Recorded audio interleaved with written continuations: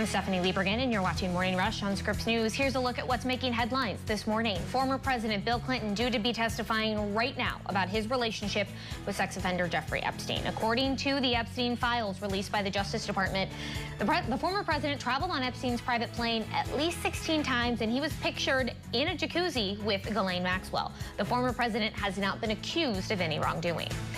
His testimony comes one day after his wife, Hillary Clinton, was also questioned behind closed doors about Epstein. Lawmakers grilled the former Secretary of State for more than 6 hours. She maintains she never met Epstein, never went to his home or his island. During her deposition, though, Clinton was also asked about UFOs and Pizzagate, prompting Democratic lawmakers to call it a clown show. We are sitting through an incredibly unserious clown show of a deposition where members of Congress and the Republican Party are more concerned about getting their photo op of Secretary Clinton than actually getting to the truth and holding anyone accountable.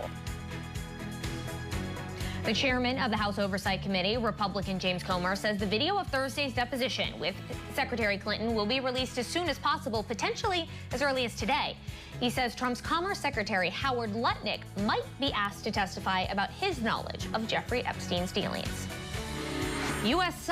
stocks are sinking today after new data on wholesale inflation came in hotter than expected. You are looking live at the Dow, where numbers are down more than 560 points right now. This change coming also amid concerns over AI disruption risk. We're going to keep our eyes on the stock market throughout the day, and we'll certainly update you on any other major changes. There is a major standoff between the U.S. military and one of the country's leading artificial intelligence companies, and it is reaching a critical point today. The Pentagon gave AI developer Anthropic a deadline to allow the Pentagon broader access to its flagship model known as Claude. But Anthropic's CEO is rejecting that offer, saying the company will not agree to loosen its safety restrictions.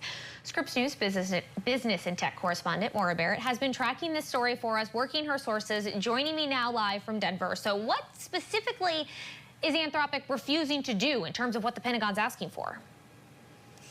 Well, Stephanie, the Anthropic CEO, Dario Amodei, released a lengthy statement late on Tuesday, publicly rejecting the Pentagon's demands for what they're calling, quote, unrestricted or all lawful military use of Claude. Anthropic CEO saying that it would undermine the company's ethical guardrails. Now, specifically, Anthropic wants to see explicit contractual assurances that Claude cannot be used for mass domestic surveillance of Americans or to develop fully autonomous lethal weapons without human oversight. Now, in the statement, he wrote directly that they've never raised objections to particular military operations nor attempted to limit use of our technology. However, in a narrow set of cases, he wrote, we believe AI can undermine rather than defend democratic values. Some uses are also simply outside the bounds of what today's technology can safely and reliably do. And so the Anthropic CEO directly saying, hey, the technology is just not where it needs to be for what the Pentagon is looking at for them to say, we feel safe giving you access to this model. And so now all of this follows a meeting that happened on Tuesday between Anthropic CEO and Defense Secretary Pete Hegseth, in which Hegseth set this ultimatum, this deadline. And so a source familiar with the meeting tells me that at the time, the tone of the meeting was cordial and respectful and that there were no raised voices, and that during the meeting, Hegseth praised Anthropic's product, saying that they want to continue working with the company.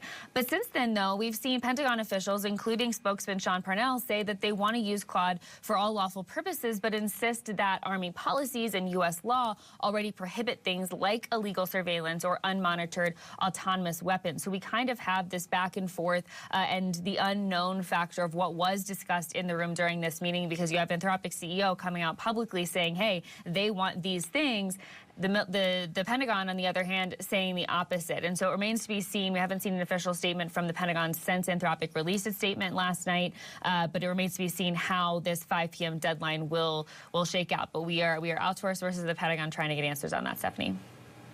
Well, so the deadline, 5:01 p.m. Eastern time. What actually happens if that deadline comes and Anthropic hasn't appeased, what the Defense Department is asking for? And not only will this impact Anthropic, but also across the AI industry.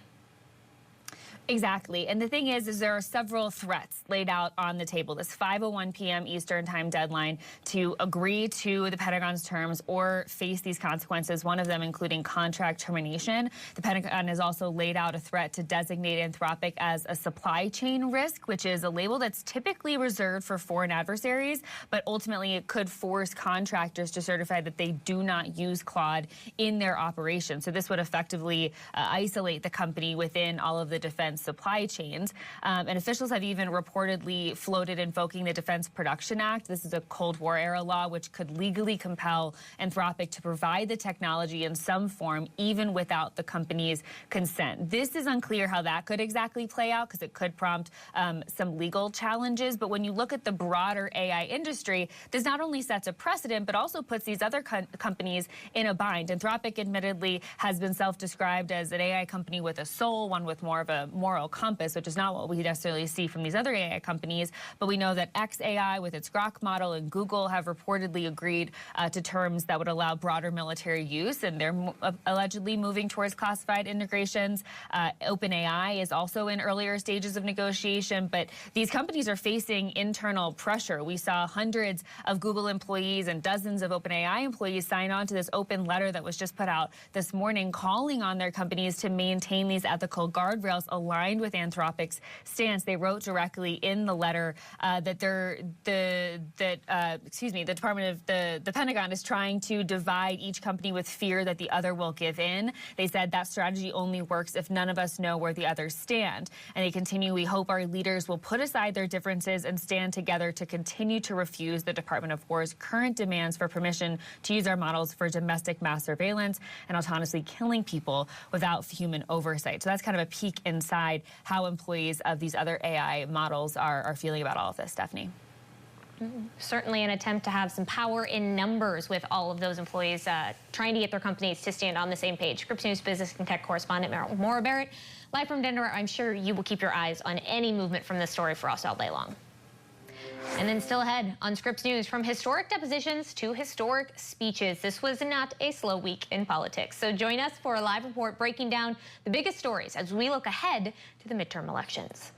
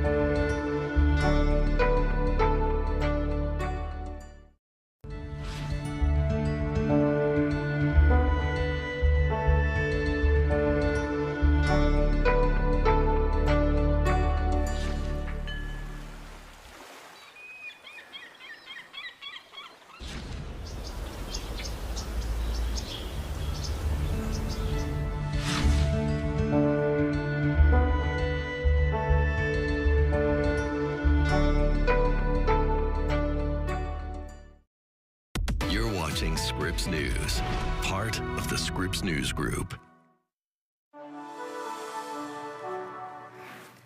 Former President Bill Clinton is testifying right now before the House Oversight Committee about his ties to sex offender Jeffrey Epstein. This comes just today after former First Lady, Secretary of State Hillary Clinton faced questions from lawmakers for 6.5 hours. I never met Jeffrey Epstein, never had any connection or communication with him. I don't know how many times I had to say I did not know Jeffrey Epstein. I never went to his island. I never went to his homes. I never went to his offices. So it's on the record numerous times. Joining us now to dig into all of this week's political news is Maritza Giorgio, co-host of the podcast Grounded. So Maritza, let's start with this Hillary Clinton deposition. Happened behind closed doors. We haven't gotten the video yet, but it is promised by Chairman Comer. So Clinton says she never met Epstein. What do we think lawmakers were trying to accomplish by interviewing her? Yeah, and I know that Democratic lawmakers are pushing for that to be released, that the transcripts and the video as soon as possible. I think the idea here, Stephanie, is really to put the focus on the Clintons and not the Trumps. We've heard the president say that he's been exonerated in the Epstein files. Now, while neither of the Clintons are accused of criminal wrongdoing at this point, I mean, we do know that former President Bill Clinton did have some kind of relationship with Jeffrey Epstein. I think it's important to note that the Clintons wanted these depositions to be held publicly in public spaces. They weren't. They're not, as we see the former president in that deposition right now. And so I was talking with my co-host, former Senator John Tester, this morning, and we were just kind of talking about that. Like, why wouldn't they be public if the idea is transparency? What is the purpose, especially if the transcripts and the video are released later? And so the thing that I think could cause us to, well, there are a few things that could cause us to backfire, but it really keeps the story, the Epstein story, actually front of mind at the top of the news headlines instead of making it go away, which the president has suggested that he wants. That is, he said before, it's time to move on from this story. So we'll see what happens today with former President Bill Clinton. But yeah, I think the point is to shift the focus from the Trump administration to the Clintons. Well, the Clintons spent months trying to avoid these closed-door depositions. But is this going to open a Pandora's box with the former president now being called to testify before Congress? Is this something that we anticipate that Democrats could later call President Trump and First Lady Melania Trump to testify about their relationships with Jeffrey Epstein? Sure, and I think it could happen. Of course, though, the Democrats would have to sweep the midterms in order to do that, in order to regain power. And then if they call President Trump and First Lady Melania Trump to testify, I'm not sure that the Trumps would show up. But yes, this absolutely sets the precedent. We have seen former presidents testify before, although it's been a long while. But this also sets the standard that if you're mentioned in the files, that you should be deposed, right? We have former President Bill Clinton and former Secretary Hillary Clinton being deposed. Well, if that is the standard, if that is the precedent, then the president and First Lady, and by the way, several administration officials should also be deposed, like Commerce Secretary Howard Lutnick, who went to the island, and there's a new photo of him on the island that has been released. So I think that this definitely sets a precedent, but we need to remember that Republicans are in the majority, and so I don't think that any of those things will happen anytime soon unless there is a big sweeping shift of tone. Certainly, Republicans are in the majority right now, but as you and I both know, in politics, all things can change. And when the shoe is on the other foot, the Republicans might not be so happy with the Pandora's box that they've opened. I want to ask you about President Trump's State of the Union this week. Historically long, at 1 hour and 48 minutes. He was really talking about a roaring economy, but did we learn anything new from his speech? Yeah, I don't think that we learned much new at all. I mean, he celebrated his existing policies and celebrated the administration. He went after his opponents. He taunted the Democrats. So not really anything strikingly new. He didn't do anything to bridge division. I've heard some people say he divided the country more. Now, we talk about celebrating the economy, talked a lot about this turnaround for the ages, as he called it, but really focused on the stock market, as we've seen so many do, as we saw Attorney General Pam Bondi do in her Capitol Hill testimony. But you didn't talk about the affordability issue that so many Americans are talking about, that so many Americans who don't have their money tied up in the stock market are talking about the cost of everything from gas to groceries to mortgage payments to rent, you name it, childcare, and then the high price of everything else because of the tariff policies. So many people are feeling this, and he actually blamed the Democrats for high costs. So I think that there wasn't a lot that we learned in that record-long historic speech, but it was very on brand for the president. I certainly would agree with that. You were actually at a counter-programming rally near the White House during the President's State of the Union. Please explain why people were in frog costumes. Okay, so the frogs, this was called the State of the Swamp, and it was an event hosted by Defiance. This was one of several, though. There were several counter events to the State of the Union to encourage people to watch something else other than the State of the Union. So the whole thing with the frogs, I mean, you talk like the symbolism of D.C. being a swamp, right? But it also started in Portland when protesters who were protesting ICE and DHS there, they showed up in these inflatable costumes and specifically frog costumes. My son had an inflatable pig costume for Halloween one year. I mean, you can't see these costumes. They're funny. They're just funny to look at because they're so absurd. And so I think the point for those protesters, because they were being labeled as violent or dangerous, was to show up and appear less threatening, lighthearted, and create some, and they did, wow, did they create some viral videos of these ridiculous costumes, like protesting and demonstrating the ICE tactics happening in their city. But there's something that came up this morning. We just recorded a live show on our Substack, and we talked to former U.S. Attorney Joyce White Vance, and she also compared the frogs to this analogy, this metaphor of the frog in the pot of gradually warming water. And a lot of people have kind of compared this moment to, people being the frogs and the water keeps warming up and just like kind of pushing the envelope on some of these things and institutions and precedents that we're used to. So it was definitely a much different event than the State of the Union to see people wearing frog costumes and frog hats and being silly. But again, this was just one of many counter events. We saw several sitting lawmakers sit out of the State of the Union, and a lot of them spoke at these events. Current representatives, current senators. We saw celebrities. Robert De Niro spoke at the State of the Swamp event that I was at. And then we saw also former Trump officials who served in the first Trump administration, Miles Taylor, Olivia Troy, Stephanie Grisham. So it wasn't just like a bunch of random protesters. There were definitely some big names involved in some of those counter events. Yeah, certainly something that we should all kind of keep our eyes on. There have been a lot of protests, and I know some previous protests that I've covered in this second Trump administration. I've seen not only the frogs, but any other kind of inflatable costumes, the big dinosaurs. Just kind of adds a little point of levity to all of those protests. Dinosaurs are just like, you can't, I mean, I have yet to see one of those dinosaur costumes in any capacity or context without like laughing because they're so ridiculous, but yes. Exactly. Maritza Giorgio, host of the podcast Grounded. As always, thank you for joining us on this Friday afternoon. And of course, you can find her podcast on Blue Sky, Substack, Instagram, YouTube, as well as wherever you get your podcasts.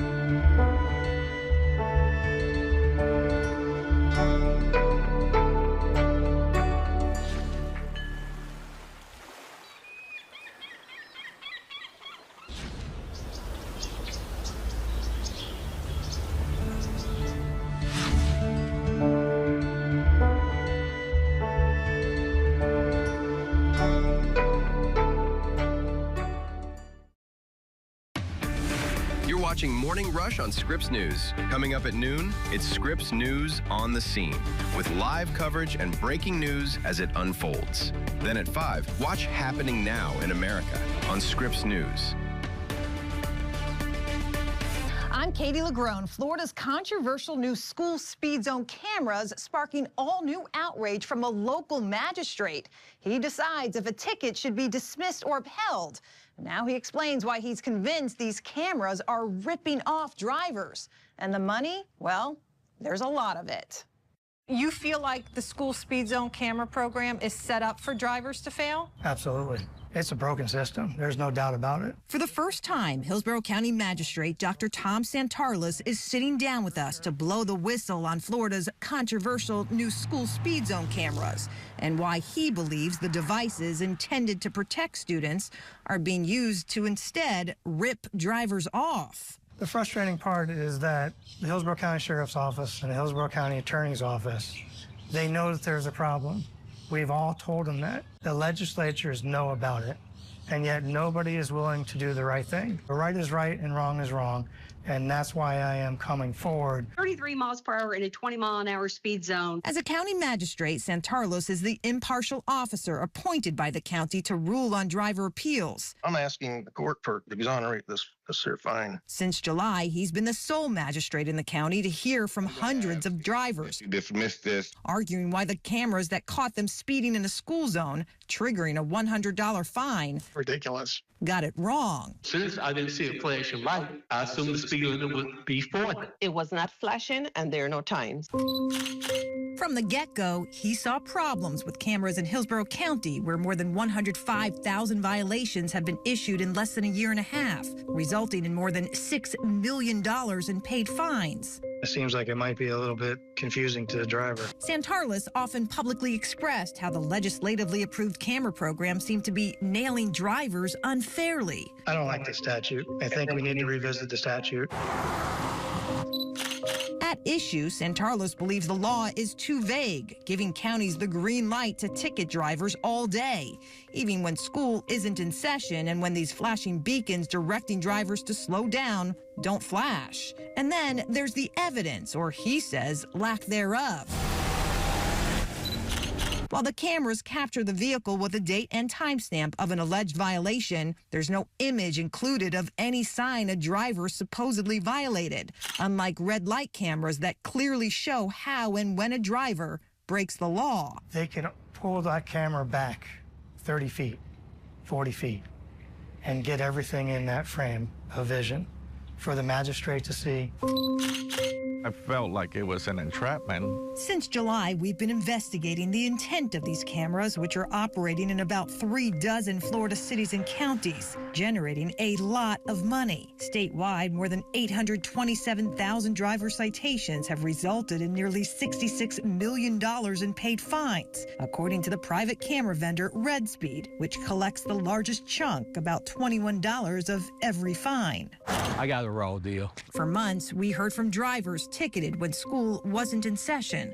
Signs weren't clearly posted, and lights never flashed. I felt like it was unreasonable that I would get a violation from a camera when the light was not flashing. Some getting hit with multiple tickets in a few weeks. 3 back to back to back. Let me just look at this log. We brought these issues to State Representative Susan Valdez, who co-sponsored the new law. I am concerned about the cameras causing confusion. She pledged she'd look into it. I don't like gotchas. We never heard back. And then I go and video it right after they change it? Apparently. 7 months after he started voicing his concerns, Magistrate Santarlis says he too has heard nothing from the county, the local sheriff's office who validates each ticket, or state lawmakers. I can't put that car in that school zone. In December, he took matters into his own hands. The school zone speed violation be dismissed. Dismissing nearly every violation. Dismissed, dismissed, dismissed. That came before him. We don't have enough evidence. I said enough is enough. We're not going to be upholding these cases any longer when you can't prove your allegation. Less than 2 months later, he was reassigned. Santarlis believes it was retaliation for not rubber stamping cases. In this county letter he provided to us, the division director denied being told about Santarlis's concerns and says any claims the magistrate was expected to rubber stamp cases is also false. The director justifying the move based on the need of the organization. Right now, we have something that doesn't work. And yet they are obstinate about continuing this process month after month and taking money from our fellow citizens that work very hard for that money. Neither the county nor the sheriff's office addressed the magistrate's concerns, saying any issues with the camera program should be taken up with the legislature. Both, though, did criticize him for speaking out, saying by doing so, he is undermining public confidence in the hearing process. I'm Katie Legrone reporting.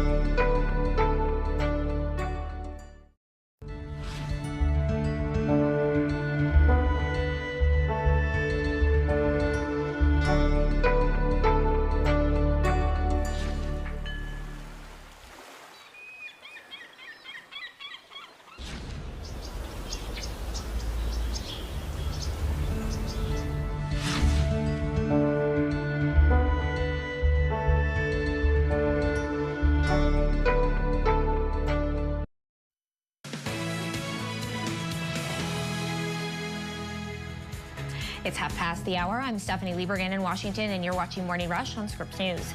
President Donald Trump is heading to the Lone Star State today, his first trip since his State of the Union. Now, he's planning to talk about energy and economic policies, but the state's Senate Republican primary may overshadow his message. Senator John Cornyn is running for a 5th term, but State Attorney General Ken Paxton and U.S. Representative Wesley Hunt are among the Republicans challenging him for his seat.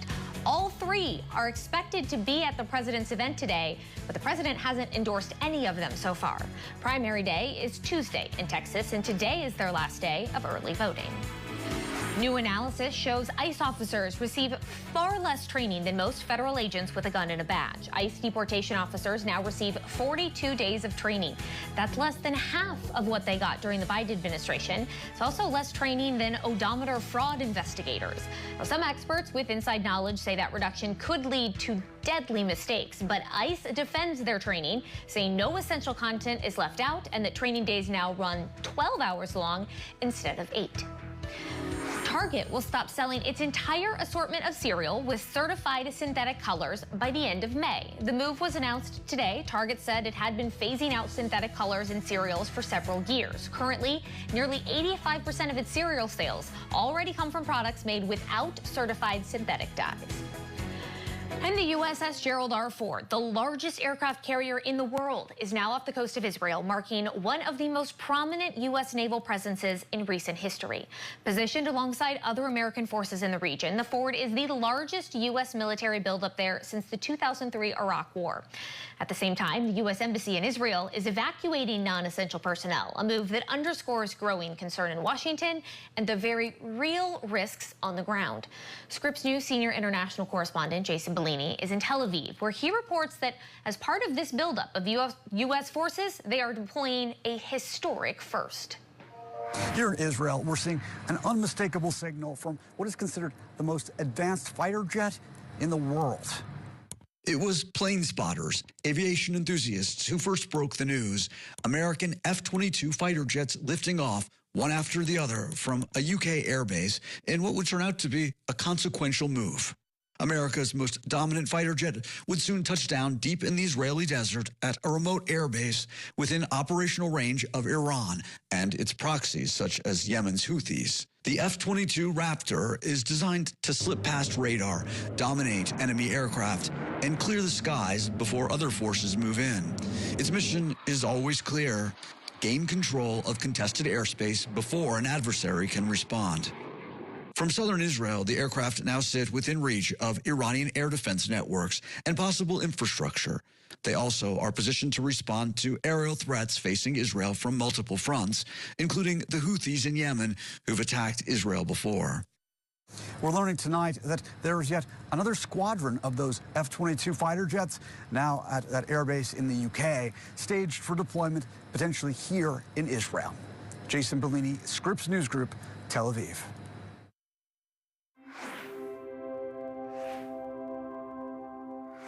Look, as a black man in America, I've been called the N-word a lot of my life. Federal data shows that hate crimes are increasing. More now that I'm a politician that's black as a Republican than I've ever been in my life. Toledo area Republican Josh Williams and a bipartisan group of legislators have introduced a bill that would prohibit hate crimes and allow victims to file lawsuits in civil court. House Bill 306 fundamentally is about closing loopholes which hateful individuals use to terrorize our communities based off their perceived identities. Current Ohio law doesn't have a hate crime statute, but its ethnic intimidation law elevates a crime like menacing from a misdemeanor to a felony if the suspect targets someone based on their race, color, religion, or national origin. His bill adds age, disability status, and sex, which could protect sexual orientation, to the list of protected classes. But Beechwood Democrat Eric Sinnenberg questioned this. Why are we clearly considering every other group or identity, including our political identities now, but not gender expression, gender identity? I don't believe someone that can change something about themselves on a whim on a daily basis is constitutionally protected. What was included was the person's political affiliation. Last week, a man pleaded guilty after an incident with Congressman Max Miller. Attorney General Dave Yost received a bullet in the mail, and a man tried to break into Vice President J.D. Vance's home. Last summer, the State House increased security. House Minority Leader Donnie Isaacson is pushing for additional protections, but is frustrated by the timing. Sometimes politicians are only empathetic or sympathetic when it affects them. Right, we've seen it on issue after issue. Central Ohio Republican Brian Stewart questioned the bill, saying he doesn't understand why motive is important in a violent crime. Why do we care? The offense is the same. Why should the penalty be any different? Williams says that hate crimes have gone unaddressed by his party. There hasn't been someone on our side of the caucus that has been in that community that had violence perpetrated against them because of the color of their skin. And luckily, I actually represent that community now and can tell you I've seen it. The lawmakers say that this bill protects free speech. People can only be charged if they make a direct threat, act recklessly, and have the apparent ability to carry out violence. At the Ohio State House, I'm Morgan Trow reporting. Amaneki Gutierrez reporting. Back in November, I spoke with Andrina Barroso, a Tampa businesswoman who had spent 11 years in the U.S. and was facing the end of her temporary protected status. When I spoke with her then, she said she wanted to stay anonymous, worried about immigration authorities. Now she's back in Venezuela and ready to share her story publicly. Andrina Barroso, a Tampa entrepreneur who built a beauty business, has made a new life for herself in Caracas, the capital of Venezuela. And also I moved into my apartment 2 days ago, actually. So the transition, have been like sometimes difficult, but at the same time, I feel like I made the right decision. But once a difficult decision that she shared with me back in November, one she felt forced to make after her temporary protected status expired. Those days, my heart was broken.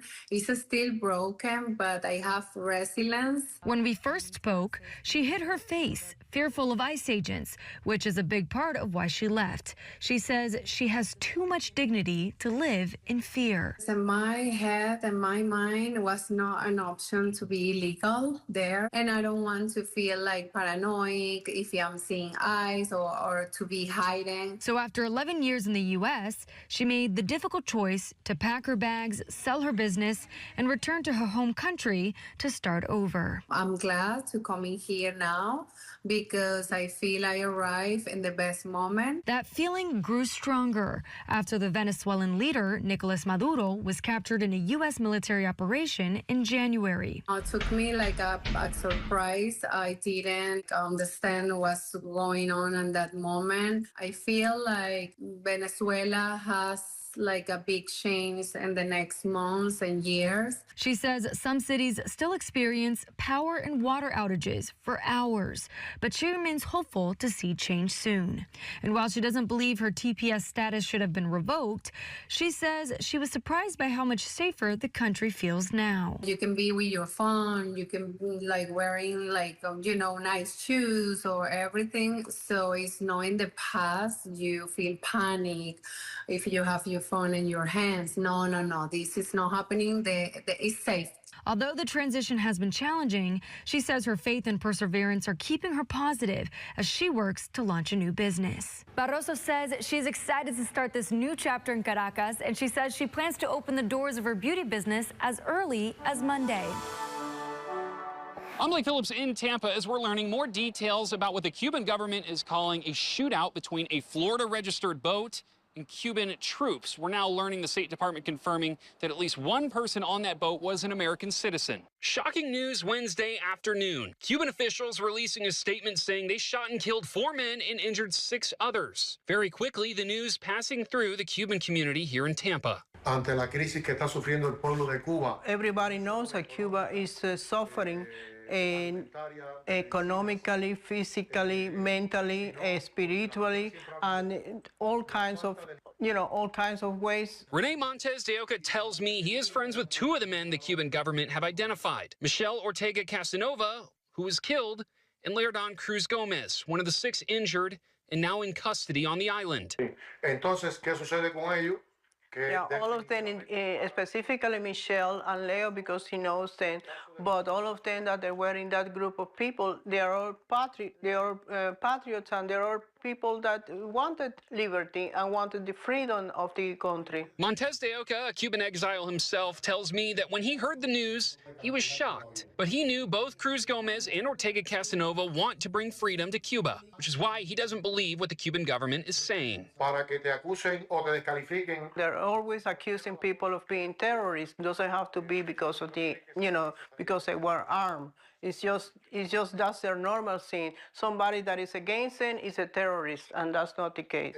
The family of Ortega Casanova visited Casa Cuba early Thursday morning. Montes de Oca tells me, understandably, they were too emotional and shocked. Right now, they just want answers. Secretary of State Marco Rubio has said the United States is going to launch its own investigation into this shooting to figure out what exactly happened. And as we learn more details, we'll be sure to keep you updated on air and online. In Tampa, I'm Blake Phillips.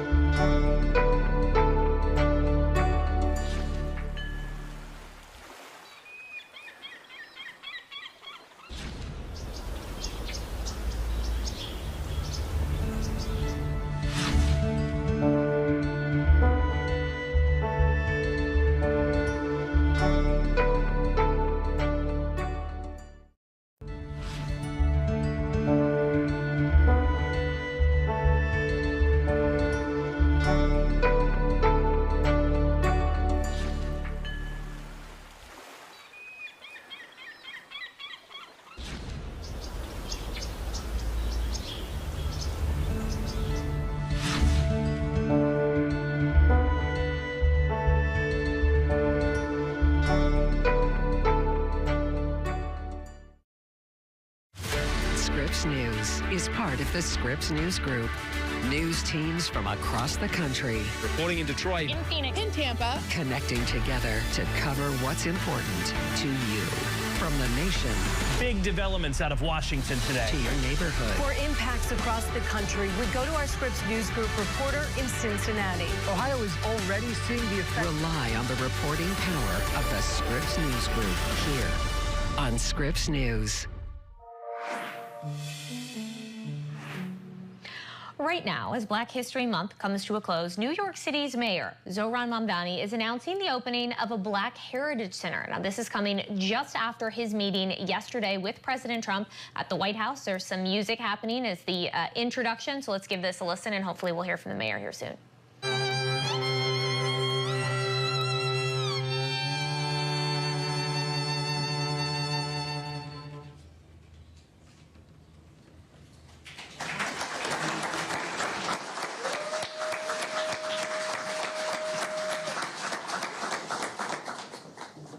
Thank you. I think Week School has a new soundtrack. That was beautiful. Thank you. So today is a celebration, and it is also a declaration.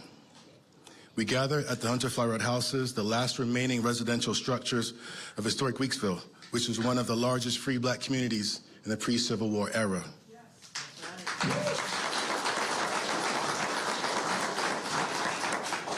These homes are not symbolic. They are physical proof of what free Black New Yorkers built in 1838, 11 years after the abolition of slavery in New York State. They are proof of ownership, education, enterprise, and civic life at a time when this nation denied Black people full rights and full protection. Before I continue, I want to recognize our elected officials and partners who are here with us today. I believe Latrice Walker is here. We have outgoing DCLA Commissioner Lori Cumbo. Thank you. And while not elected officials, I do want to acknowledge the Mellon Foundation has been critical in maintaining our preservation efforts. We are grateful for your presence and your leadership. I also want to thank Mayor Mamdani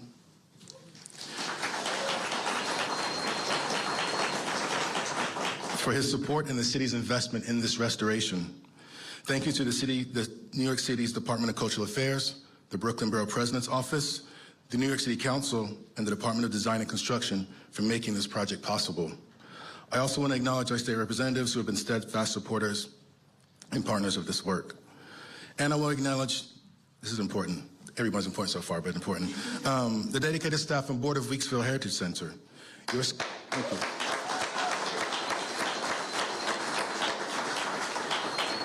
Your scholarship, stewardship, and persistence made this moment possible.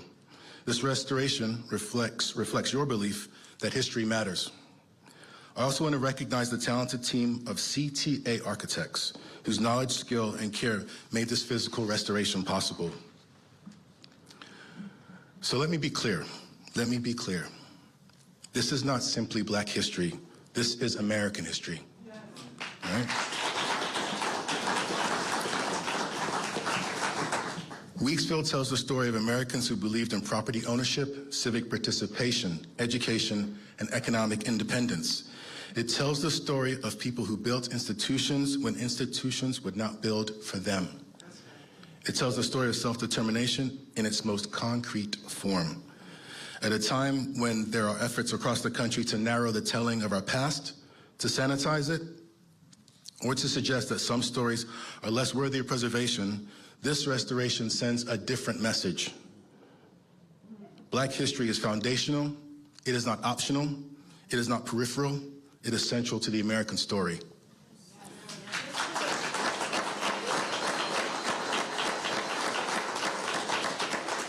So no matter how much some may wish to diminish these truths, Black communities have endured. The Hunter Fly Road houses stand as quiet but powerful witnesses to that endurance. But this moment is not only about the past, it is also about the present. Weeksville was founded as a refuge, a place where free Black New Yorkers could build homes, educate their children, and protect one another from slave catchers who hunted Black people in the streets of this city. It was a sanctuary in a hostile landscape. When you stand inside these homes, and I've done this many times, you feel how small they are. You imagine the courage that it took to build a life here, to claim space, and to plant roots in uncertain soil. All right, we have been watching effectively the opening ceremony of a new Black Heritage Center in New York City. It's being led by New York City Mayor Zohran Mamdani. We will keep our eyes on this event, and we will bring you the mayor's comments as soon as he takes the microphone. We'll be right back with more Scripps News.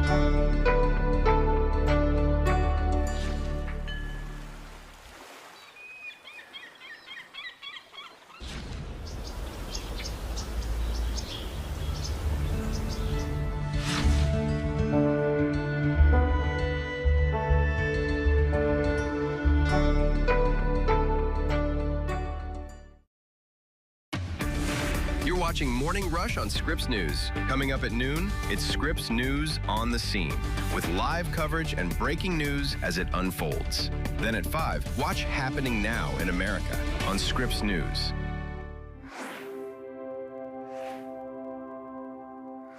Planned Parenthood is shutting down its Lakeland location, marking the end of an era in Polk County. The nonprofit says the closure comes as it faces new federal funding restrictions. My first visit to the gynecologist was at Planned Parenthood in South Florida. Kim Marie Noble tells me she's been going to Planned Parenthood since she was a teenager. So to hear that the only one in Polk County is closing is devastating. I tend to have to search for a doctor that takes my insurance. So hearing that it was closing down, I was in a scramble to try to find somebody. She says only one other healthcare center in Lakeland accepts her insurance, and her tight budget leaves her with few choices. A lot of us, especially if we're going to Planned Parenthood, we don't have the extra cash to go somewhere else. We need those services. So to find out that that was closing, I know I'm not the only one. There's thousands like me here in Polk County that have to find help elsewhere. Planned Parenthood announced it will close its Lakeland clinic on March 13th. The clinic provided services like mammograms, birth control, prenatal, and postpartum care. The nonprofit says a provision in the One Big Beautiful Bill Act, signed into law by Donald Trump last summer, blocked its clinics from accepting Medicaid. The anti-abortion rights organization Susan B. Anthony Pro-Life America praised the move, saying in a statement, defunding abortion businesses led by Planned Parenthood marks the greatest pro-life victory since the Dobbs decision. The Lakeland Clinic did not provide abortions even before a 2024 state law limited abortions to the first 6 weeks of pregnancy. The final day of medical services is set for March 6th, with the Lakeland location officially closing 1 week later. Noble tells me she's anxious about the future. Women's health care is health care. So the preventative measures that are going to be lost with the closing of these clinics, mammograms, pap smears, these are things that detect cancer. Rebecca Petit, Scripps News Group. An unexpected journey for sure. It's a face and a story you can't forget. Severely neglected and near death, Ethan weighed just a third of what he should have when abandoned and taken in by the Kentucky Humane Society. He captured hearts statewide, especially Jeff Calloway, who adopted him. This little dog that was in the worst shape he could possibly be in and needed all the love and care and support that he could get is now the one giving that support back to others. For the last 5 years, Ethan's miraculous recovery has inspired real change, including the passage of Ethan's Law, an anti-cruelty bill in Kentucky. It's an amazing story, and so much so that it's being made into a movie. Not every pet owner can say that. Yeah, that is really an amazing thing. When they first reached out and said, have you thought about the story being a movie? My first thought was, no, I had never thought that. It makes sense. His story is one of perseverance, hope, and a love for animals, a cause close to writer Tawny McClure and a star-studded cast, including Sean Patrick Flannery, Selma Blair, and Trevor Donovan. The movie will soon begin filming in Bardstown in Louisville. Calloway says the screenplay brought him to tears, even though it's only based on Ethan's story. I know it's not a documentary, but the parts that are like true to life, I wanted to be as true to life as possibly can. There'll be people that have followed Ethan for all these years that they will remember and recognize things when they pop up in the movie. Calloway hopes the film builds awareness of animal cruelty and shows the tireless work of good people and good pups working to make the world better. It'll be a story that if you're from Kentucky, you'll be very proud to be a part of. You can take your kids to it. It's going to be a very, very, very cool thing. Megan Mannering, Scripps News Group. After the break, a live look at today's top stories.